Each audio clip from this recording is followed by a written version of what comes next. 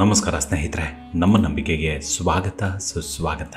ಸ್ನೇಹಿತರೆ, ಇಂದಿಗೂ ಮನುಷ್ಯರಿಗೆ ಮಾತ್ರವೇ ಇರುವ ಗೊಂದಲಗಳು ಹಾಗೂ ಅಪನಂಬಿಕೆಗಳ ಪೈಕಿ ಒಂದು ಮಹತ್ತರವಾದ ವಿಚಾರ ಅಂದ್ರೆ ಅದು ದೇವತೆಗಳು ಇದ್ದಾರಾ ಅನ್ನೋದು. ಈ ಭೂಮಿಯಲ್ಲಿ ಮನುಷ್ಯರಾದ್ರೆ ಅಂತರಿಕ್ಷದಲ್ಲಿ ದೇವತೆಗಳು ಸಂಚರಿಸ್ತಾರೆ ಅನ್ನೋದನ್ನ ಈಗಾಗಲೇ ವೇದ ಪುರಾಣಗಳು ಗ್ರಂಥಗಳು ಲೇಖ ಮಾಡ್ತವೆ.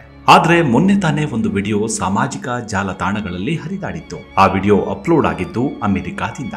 ಆ ವಿಡಿಯೋದಲ್ಲಿ ವ್ಯಕ್ತಿಯೋರ್ವ ತನ್ನ ಮನೆಯ ಹೊರಗೆ ನಿಂತು ಆಕಾಶದಲ್ಲಿ ಚಲಿಸುತ್ತಿದ್ದ ಬೆಳಕಿನ ದಂಡುಗಳನ್ನ ತನ್ನ ಮೊಬೈಲ್ನಲ್ಲಿ ಸೆರೆ ಹಿಡಿದು ಅಚ್ಚರಿಯ ಜೊತೆಗೆ ಆ ವಿಸ್ಮಯವೇನು ಅನ್ನೋ ಪ್ರಶ್ನೆಗಳನ್ನ ಹರಿಸಿದ್ದ. ಆತನ ವಿಡಿಯೋಗೆ ನಾನಾ ಪರ ವಿರೋಧದ ಚರ್ಚೆಗಳು ವ್ಯಕ್ತವಾಗಿದ್ವು. ಅದನ್ನ ವೈಜ್ಞಾನಿಕವಾಗಿಯೂ ವರ್ಣಿಸಿದವರಿದ್ರು ಮತ್ತು ಕೆಲವರು ಅದೆಲ್ಲ ವಿಡಿಯೋ ಎಡಿಟಿಂಗ್ ಅಂತ ತಾರ್ಕಿಕ ಅಂತ್ಯ ನೀಡೋ ಪ್ರಯತ್ನ ಮಾಡಿದ್ರು. ಆದ್ರೆ ಮತ್ತು ಕೆಲವರು ಇಂದಿಗೂ ಅದೊಂದು ಚರ್ಚಾ ವಿಷಯವನ್ನಾಗಿಸದೆ ಅದರ ಅಸ್ತಿತ್ವದ ಕುರುಹನ್ನ ಪತ್ತೆ ಹಚ್ಚೋ ಕೆಲಸವನ್ನ ಮಾಡಿದ್ರು. ಈಗಲೂ ಮಾಡ್ತಿದ್ದಾರೆ. ಅಂಥವರಲ್ಲಿ ನಾನು ಕೂಡ ಒಬ್ಬ. ಈ ಸಂಗತಿ ಎಷ್ಟು ಸರಿ ಎಷ್ಟು ಸುಳ್ಳು ಅನ್ನೋದನ್ನ ಲೆಕ್ಕಿಸದೆ ಆ ವಿಸ್ಮಯ ಸಂಗತಿಯಾದ್ರೂ ಏನು?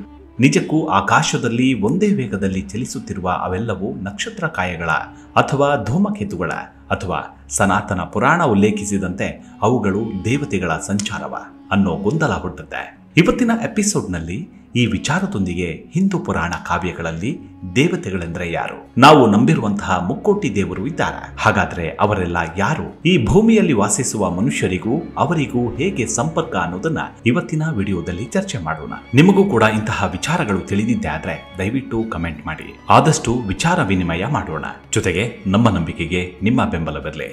ಸ್ನೇಹಿತರೆ, ಈ ವಿಡಿಯೋ ನೋಡ್ತಿದ್ರೆ ಅದೇನೋ ಗೊಂದಲ ಏನಿರಬಹುದು ಇದು ಅನ್ನೋ ಕುತೂಹಲ ಇದ್ದೇ ಇರುತ್ತೆ. ಇದನ್ನೇ ವೈಜ್ಞಾನಿಕವಾಗಿ ಆಲೋಚಿಸೋದಾದ್ರೆ ಉಲ್ಕೆಗಳು ಅಂತರಿಕ್ಷದಲ್ಲಿ ಚಲಿಸುವಾಗ ಕಾಸ್ಮೋ ಕಿರಣಗಳ ಹೊಡೆತಕ್ಕೆ ಸಿಕ್ಕಿ ಉರಿದು ಹೋಗ್ತವೆ ಅನ್ನೋದು ವಿಜ್ಞಾನಿಗಳ ಅಭಿಪ್ರಾಯ. ಆದ್ರೆ ಓರ್ವ ಸಾಮಾನ್ಯನ ಚಿಂತನೆಯಲ್ಲಿ ಆ ಉತ್ತರ ಸಮಾಧಾನ ತರುವಂಥದ್ದಲ್ಲ. ಇಲ್ಲ, ಬೇರೇನೋ ಇರಬೇಕು ಅನ್ನೋ ಚಿಂತನೆ ಬಂದೇ ಬರುತ್ತೆ. ಆಗ ನಮಗೆ ನೆನಪಾಗುವುದೇ ನಮ್ಮ ಪುರಾಣ ಕಾಲದ ಕಥಾನಕಗಳು. ಯಾರು ನಂಬ್ತಾರೋ ಬಿಡ್ತಾರೋ ಆ ವಿಚಾರವಂತೂ ಇದ್ದೇ ಇದೆ. ಅದೇನಂದ್ರೆ ದೇವಾನು ದೇವತೆಗಳು ಬೆಳಕಿನ ರೂಪದಲ್ಲಿ ಸಂಚರಿಸ್ತಾರೆ ಅಂತ. ಭೂಮಿ ಸೇರಿ ಈ ಬ್ರಹ್ಮಾಂಡದಲ್ಲಿ 14 ಲೋಕಗಳಿವೆ ಅನ್ನೋ ಉಲ್ಲೇಖ ನಮ್ಮ ಪುರಾಣ ಕಥೆಗಳಲ್ಲಿ ಬರುತ್ತೆ. ಮನುಷ್ಯರಾದ ನಾವು ಭೂಮಿಯ ಮೇಲೆ ನಡೆದಾಡಬಹುದು. ಈ ಸಂಗತಿ ಎಷ್ಟು ಸತ್ಯವೋ ಅಷ್ಟೇ ಸತ್ಯ ಊರ್ಧ್ವ ಲೋಕದ ಜೀವಿಗಳು ಆಕಾಶ ಮಾರ್ಗವಾಗಿ ಆಕಾಶಕಾಯರಾಗೆ ಬೆಳಕಿನ ರೂಪದಲ್ಲಿ ಸಂಚರಿಸ್ತಾರೆ. ಈಗಾಗಲೇ ಇದಕ್ಕೆ ಪುಷ್ಟಿ ನೀಡುವಂತಹ ಕಥಾನಕಗಳು ಹಲವಷ್ಟಿವೆ. ಹಾಗೆ ಜಪಾನ್, ರಷ್ಯಾ, ಅಮೆರಿಕ ದೇಶಗಳಲ್ಲಿ ಆಕಾಶ ಮಾರ್ಗವಾಗಿ ಹಲವು ಜೀವಿಗಳು ಭೂಮಿಗೆ ಬಂದು ಹೋಗಿದ್ದಾರೆ ಅನ್ನೋದು ಸಾಕ್ಷಿ ಸಮೇತವಾಗಿ ಸಾಬೀತಾಗಿದೆ. ಆದ್ರೆ ಯಾಕಾಗಿ ಬಂದಿರಬಹುದು ಅನ್ನೋದನ್ನ ಸಾಬೀತುಪಡಿಸಲು ಇದುವರೆಗೂ ನಮ್ಮ ಮಾನವ ಕುಲದ ಜ್ಞಾನ ತಂತ್ರಜ್ಞಾನಕ್ಕೆ ನಿಲುಕದ ವಿಚಾರ. ಇಂದಿಗೂ ಬೆಳಕಿನ ರೂಪದಲ್ಲೇ ದೇವತೆಗಳ ಸಂಚಾರವಿರುತ್ತೆ ಅನ್ನೋದಕ್ಕೆ ನಮ್ಮ ವೇದಶಾಸ್ತ್ರಗಳೇ ಸಾಕ್ಷಿ ಹೇಳುತ್ತವೆ. ಹೇಗೆ ನಮ್ಮ ಸಮಯಗಳಲ್ಲಿ ಪ್ರಾಶಸ್ತ್ಯ ಕೊಡುತ್ತೇವೆ ಅಂದ್ರೆ ಬೆಳಗಿನಿಂದ ರಾತ್ರಿಯವರೆಗೂ ಭೂಮಿಯಲ್ಲಾಗೋ ಬದಲಾವಣೆಯಲ್ಲಿ ದೇವಾನು ದೇವತೆಗಳ ಪಾತ್ರವೇ ಅಪಾರವಾದದ್ದು. ಅಷ್ಟಕ್ಕೂ ದೇವಾನು ದೇವತೆಗಳು ಅಂದ್ರೆ ಯಾರು? ಎಲ್ಲಿದ್ದಾರೆ ಅವರೆಲ್ಲ? ನಮ್ಮ ಹಿಂದೂ ಧರ್ಮದಲ್ಲಿ ನಾವು ನಂಬಿರುವ ಮುಕ್ಕೋಟಿ ದೇವರು ಯಾರ್ಯಾರು ಅನ್ನೋ ಗೊಂದಲಗಳಿಗೆಲ್ಲ ಇವತ್ತಿನ ವಿಡಿಯೋದಲ್ಲೂ ವಿವರಣೆ ನೀಡೋ ಪ್ರಯತ್ನ ಮಾಡ್ತೀನಿ. ಸ್ನೇಹಿತರೆ, ಹಿಂದೂ ಧರ್ಮದ ವೈವಿಧ್ಯಮಯ ಸಂಪ್ರದಾಯಗಳಲ್ಲಿ ದೇವತೆಗಳನ್ನ ದೇವಾದೇವಿ, ಈಶ್ವರ ಈಶ್ವರಿ, ಭಗವಾನ್ ಮತ್ತು ಭಗವತಿ ಮುಂತಾದ ಹಲವು ಹೆಸರುಗಳಿಂದ ಕರೆಯಲಾಗುತ್ತೆ. ಹಿಂದೂ ದೇವತೆಗಳು ವೈದಿಕ ಯುಗ ಅಂದ್ರೆ 2ನೇ ಸಹಸ್ರಮಾನದಿಂದಿಡಿದು ಮಧ್ಯಕಾಲೀನ ಯುಗದವರೆಗೆ ಅಂದ್ರೆ 1ನೇ ಸಹಸ್ರಮಾನದವರೆಗೂ ಪ್ರಾದೇಶಿಕವಾಗಿ ಏಷ್ಯಾ ಖಂಡದಲ್ಲಿ ಹಿಂದೂ ಧರ್ಮದ ವೈವಿಧ್ಯಮಯ ಸಂಪ್ರದಾಯಗಳು ವಿಕಸನಗೊಂಡವು.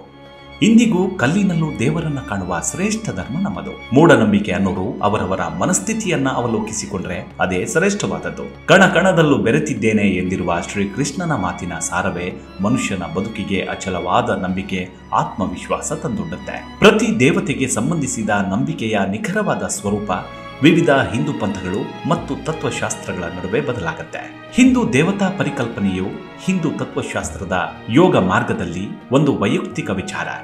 ದೇವರಿಂದ ಹಿಡಿದು ವೇದಗಳಲ್ಲಿ 33 ಪ್ರಮುಖ ದೇವತೆಗಳಿಗೆ ಮತ್ತು ಅಲ್ಲಿಂದ ಹಿಂದೂ ಧರ್ಮದ ಪುರಾಣಗಳಲ್ಲಿ ಉಲ್ಲೇಖಿಸಲಾದ 100 ದೇವತೆಗಳಿಗೆ ವಿಸ್ತರಿಸಿದೆ.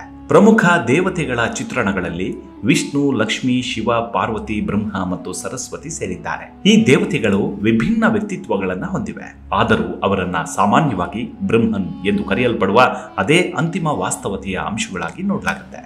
ಪ್ರಾಚೀನ ಕಾಲದಿಂದಲೂ ದೇವತೆಗಳ ಸಮಾನತೆಯ ಕಲ್ಪನೆಯನ್ನ ಹಿಂದೂ ಪಠ್ಯಗಳಲ್ಲಿ ಮತ್ತು 1ನೇ ಸಹಸ್ರಮಾನದ ಆರಂಭದಲ್ಲಿ ಎಲ್ಲಾ ಹಿಂದೂಗಳಿಗೂ ಪಾಲಿಸಲಾಗಿದ್ದು, ಹರಿಹರ ಅಂದ್ರೆ ಅರ್ಧ ವಿಷ್ಣು ಅರ್ಧ ಶಿವ ಮತ್ತು ಅರ್ಧನಾರೀಶ್ವರ ಅಂದ್ರೆ ಅರ್ಧ ಶಿವ ಮತ್ತರ್ಧ ಪಾರ್ವತಿ ಮುಂತಾದ ಶಿಲ್ಪಕಲಾ ಪರಿಕಲ್ಪನೆಗಳೊಂದಿಗೆ ಪುರಾಣಗಳು ಮತ್ತು ದೇವಾಲಯಗಳು ಒಟ್ಟಿಗೆ ಕಾಣಿಸಿಕೊಳ್ತವೆ. ಈ ಪರಿಕಲ್ಪನೆಗಳು ಅವರೆಲ್ಲ ಒಂದೇ ಎಂದು ಘೋಷಿಸುತ್ತವೆ. ಪ್ರಮುಖ ದೇವತೆಗಳು ವೈಷ್ಣವ, ಶೈವ ಮತ್ತು ಶಕ್ತಿಗಳಂತಹ ತಮ್ಮದೇ ಆದ ಹಿಂದೂ ಸಂಪ್ರದಾಯಗಳನ್ನು ಪ್ರೇರೇಪಿಸಿವೆ. ಹಿಂದೂ ದೇವತೆಗಳನ್ನ ವಿವಿಧ ಚಿತ್ರಕಲೆಗಳಲ್ಲಿ ಮತ್ತು ಶಿಲ್ಪಗಳಲ್ಲಿ ಮೂರ್ತಿಗಳು ಮತ್ತು ಪ್ರತಿಮೆಗಳು ಎಂದು ಕರೆಯಲಾಗುತ್ತೆ. ಪ್ರಾಚೀನ ಚಾರ್ವಾಕರಂತಹ ಕೆಲವು ಹಿಂದೂ ಸಂಪ್ರದಾಯಗಳು ಎಲ್ಲಾ ದೇವತೆಗಳನ್ನ ಮತ್ತು ದೇವರು ಅಥವಾ ದೇವತೆಯ ಪರಿಕಲ್ಪನೆಯನ್ನ ತಿರಸ್ಕರಿಸಿದ್ವು.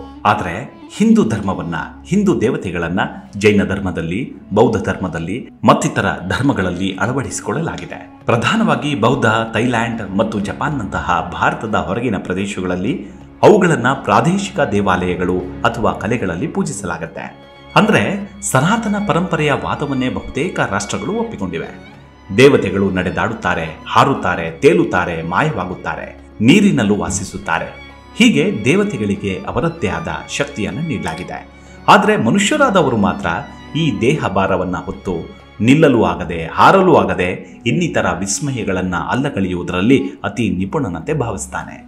ವಿಶ್ವಾಮಿತ್ರ ಮತ್ತು ಮೇನಕೆಯ ಪ್ರೇಮ ಪ್ರಸಂಗ ಅಶ್ವಿನಿ ದೇವತೆಗಳಿಗೂ ಭೂಮಿಗೂ ಇರುವ ನಂಟು, ಸೂರ್ಯನಿಗೂ ಗ್ರಹಗಳಿಗೂ ನಿಕಟ ಸಂಬಂಧ, ಚಂದ್ರನಿಗೂ ಭೂಮಿಗೂ ಇರುವ ಆಂತರಿಕ ನಂಟು, ಸೂರ್ಯಕುಲ, ಚಂದ್ರಕುಲ ಹೀಗೆ ಮನುಷ್ಯನ ಬದುಕಿನಲ್ಲಿ ಆಳವಾಗಿ ಬೇರು ಬಿಟ್ಟಿವೆ. ಇಂತಹ ವಿಚಾರಗಳು ಹಿಂದೂ ಧರ್ಮ ಸಂಸ್ಕೃತಿಯಲ್ಲಿ 33 ಕೋಟಿ ದೇವತೆಗಳ ಉಲ್ಲೇಖವಿದೆ. ಬಹುತೇಕ ಜನರು ಇಲ್ಲಿ ಕೋಟಿ ಅಂದರೆ ಸಂಖ್ಯೆ ಅಂದುಕೊಂಡಿದ್ದಾರೆ. ಆದರೆ ವಾಸ್ತವದಲ್ಲಿ ಈ ಕೋಟಿ ಅಂದ್ರೆ ಸಂಖ್ಯೆಯನ್ನ ಸೂಚಿಸುವ ಕೋಟಿ ಅಲ್ಲ. ಸಂಸ್ಕೃತದಲ್ಲಿ ಕೋಟಿ ಅಂದರೆ ವಿಧ ಅಥವಾ ವರ್ಗ ಎಂಬ ಅರ್ಥವೂ ಇದೆ. ಉದಾಹರಣೆಗೆ ಉಚ್ಚ ಕೋಟಿ ಅಂದ್ರೆ ಇದರ ಅರ್ಥ ಉಚ್ಚ ವರ್ಗಕ್ಕೆ ಸೇರಿದವನು. ಹಾಗೆಯೇ ಮತ್ತೊಂದು ಉದಾಹರಣೆ ಸಪ್ತಕೋಟಿ ಬುದ್ಧರು ಅಂದ್ರೆ 7 ಪ್ರಧಾನ ಬುದ್ಧರು ಎಂದರ್ಥ.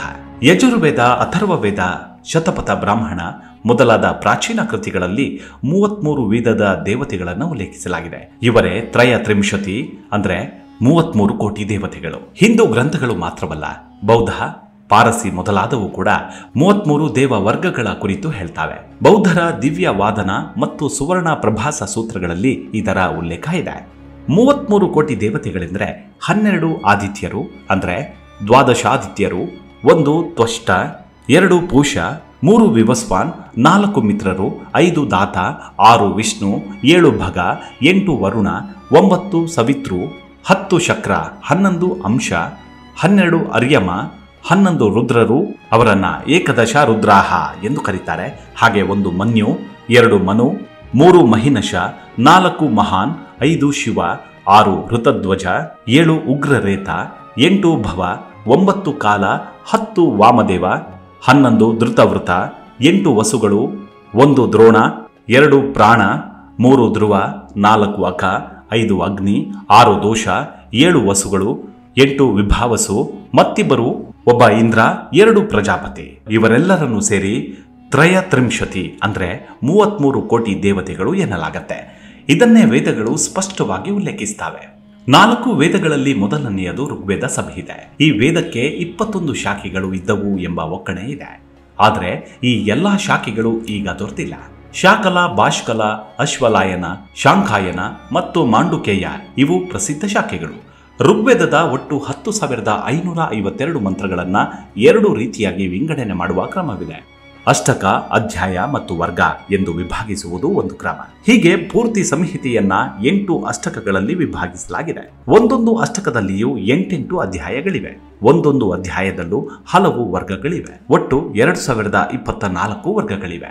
ಋಗ್ವೇದದ ಮಂತ್ರಗಳನ್ನ ಮತ್ತೊಂದು ರೀತಿಯಲ್ಲೂ ವಿಂಗಡಿಸುವ ಕ್ರಮವಿದೆ. ಪೂರ್ಣ ಮಂತ್ರಗಳನ್ನ 10 ಮಂಡಲಗಳಲ್ಲಿ ವಿಭಾಗಿಸಲಾಗಿದೆ. ಮಂಡಲಗಳನ್ನ ಅನುವಾಕಗಳನ್ನಾಗಿಯೂ ಅಂದ್ರೆ ಒಟ್ಟು ಅನುವಾಕಗಳು 85. ಹೀಗೆ ಅನುವಾಕಗಳನ್ನ ಸೂಕ್ತಗಳನ್ನಾಗಿಯೂ ಒಟ್ಟು ಸೂಕ್ತ 1028 ಸೂಕ್ತಗಳು. ಸೂಕ್ತಗಳನ್ನ ಮಂತ್ರಗಳನ್ನಾಗಿಯೂ ವಿಂಗಡಿಸಲಾಗಿದೆ. ಪ್ರತಿಯೊಂದು ಸೂಕ್ತಕ್ಕೂ ಋಷಿ, ದೇವತೆ, ಛಂದಸ್ಸು ಇವನ್ನು ಸೂಚಿಸಿಯೇ ಪಠಿಸುವ ಕ್ರಮ ಇದೆ. ಸೂಕ್ತದ ಮಂತ್ರಗಳನ್ನ ಯಾರು ಕಂಡಿದ್ದಾರೋ ಅವರು ಅದರ ಋಷಿ. ಯಾವ ದೇವತೆಯನ್ನ ಉದ್ದೇಶಿಸಿ ಮಂತ್ರಗಳು ಹೊರಟಿವೆಯೋ ಆ ದೇವತೆ ಆ ಸೂಕ್ತದ ದೇವತೆ ಎನಿಸಿಕೊಳ್ಳುತ್ತೆ. ಒಂದೊಂದು ಸೂಕ್ತವು ನಿರ್ದಿಷ್ಟ ಛಂದಸ್ಸಿನಲ್ಲಿರುತ್ತೆ. ಋಗ್ವೇದದಲ್ಲಿ 33 ದೇವತೆಗಳು ಎಂಬ ಎಣಿಕೆ ಇದೆ. ಈ ದೇವತೆಗಳನ್ನ 3 ನೆಲೆಗಳಲ್ಲಿ ವಿಂಗಡಿಸಲಾಗಿದೆ. ಒಂದು ಪೃಥ್ವಿ ಸ್ಥಾನದ ದೇವತೆಗಳು, 2 ಅಂತರಿಕ್ಷ ಸ್ಥಾನದ ದೇವತೆಗಳು, 3ನೇದು ದ್ಯುಸ್ಥಾನದ ದೇವತೆಗಳು. ಋಗ್ವೇದದ ಪ್ರಧಾನ ದೇವತೆಗಳು ಅಗ್ನಿ, ಪೃಥ್ವಿ, ಸೋಮ, ನದಿ, ಬೃಹಸ್ಪತಿ. ಇವರು ಪೃಥ್ವಿ ಸ್ಥಾನದ ದೇವತೆಗಳು. ಇಂದ್ರ, ವಾಯು, ಅಪಾಮ್ನಪಾತ್, ರುದ್ರ, ಮರುತ್, ವಾತ, ಪರ್ಜನ್ಯ, ಆಪಹ ಇವರು ಅಂತರಿಕ್ಷ ಸ್ಥಾನಗಳು. ಇನ್ನು ದ್ಯುಸ್ಥಾನದ ದೇವತೆಗಳೆಂದರೆ ವರುಣ, ಮಿತ್ರ, ಸೂರ್ಯ, ಸವಿತೃ, ಪೂಷನ್, ಅಶ್ವಿನ್, ಉಷಸ್, ರಾತ್ರಿ, ಆದಿತ್ಯಾಹ, ವಿಷ್ಣು ಇವರು ದ್ಯುಸ್ಥಾನೀಯ ದೇವತೆಗಳು. ಪೃಥ್ವಿ ಸ್ಥಾನದ ದೇವತೆಗಳಲ್ಲಿ ಅಗ್ನಿ ಪ್ರಧಾನ ದೇವತೆ. ಅವನನ್ನ ಕುರಿತು 200 ಸೂಕ್ತಗಳಿವೆ. ಅಗ್ನಿ ಎಲ್ಲೆಲ್ಲಿಯೂ ಇದ್ದಾನೆ. ಅವನ ಸರ್ವಂತರ್ಯಾಮಿತ್ವವನ್ನ ಈ ಮಂತ್ರ ಸೊಗಸಾಗಿ ವರ್ಣಿಸಿದೆ. ಅಂದ್ರೆ ಅಗ್ನಿಯು ಜಲದಲ್ಲಿದ್ದಾನೆ, ಅರಣ್ಯದ ವೃಕ್ಷದಲ್ಲಿದ್ದಾನೆ, ಕಟ್ಟಿಗೆಯಲ್ಲೂ ಇದ್ದಾನೆ, ಪ್ರಾಣಿಗಳಲ್ಲಿಯೂ ಜನರಲ್ಲಿಯೂ ಅವನಿದ್ದಾನೆ, ಬೆಟ್ಟದಲ್ಲೂ ಇದ್ದಾನೆ. ಅವನು ಅಮರ, ಸಜ್ಜನನಾದ ರಾಜನು ಪ್ರಜೆಗಳನ್ನ ರಕ್ಷಿಸುವಂತೆ ಅವನು ನಮ್ಮನ್ನ ಕಾಪಾಡುತ್ತಾನೆ ಎಂದು ವಿವರಿಸುತ್ತೆ. ಹೀಗೆ ದೇವಾನುದೇವತೆಗಳ ಬಗ್ಗೆ ಉಲ್ಲೇಖಿಸುತ್ತಾ ಹೋದಂತೆಲ್ಲ ಅದು ಎಂದಿಗೂ ಮುಗಿಯದ ವೃತ್ತಾಂತವಾಗಿಯೇ ಉಳಿಯುತ್ತೆ. ಇವಿಷ್ಟು ದೇವತೆಗಳ ಬಗ್ಗೆ ಸಣ್ಣದಾದ ಮಾಹಿತಿ. ಮುಂದಿನ ಎಪಿಸೋಡ್ನಲ್ಲಿ ಮತ್ತೆ ಸಿಗೋಣ. ಅಲ್ಲಿವರೆಗೂ ನಿಮ್ಮ ಆರೋಗ್ಯದ ಕಡೆ ಗಮನವಿರಲಿ. Take care. ನಮಸ್ಕಾರ.